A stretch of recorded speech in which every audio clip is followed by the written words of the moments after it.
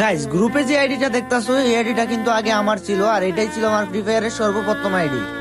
তো গাইস আমার আইডির কথা অনেক মনে পড়তেছিল, তারপর আমি রিকোয়েস্ট পাঠাই এন্ড ভাই আমার ফ্রেন্ড রিকোয়েস্ট অ্যাকসেপ্ট করে। সাকিব ভাই, আমি কিন্তু জানি এটা আপনার ফার্স্ট আইডি, আর আমি কিন্তু আপনার একজন সাবস্ক্রাইবার, সেই কারণে আমি আপনাকে একটা অফার দিব। তুমি অফার দিবা? কি অফার ভাই? ভাই আমি আপনার ভিডিও দেখি, আপনি তো কালেকশন ভার্সেস এর কিং। তো আজকে যদি আপনি আমাকে কালেকশন ভার্সেস করে হারাইতে পারেন, তাহলে আপনার শখের আইডিটা আমি আপনাকে গিফট করে দিব।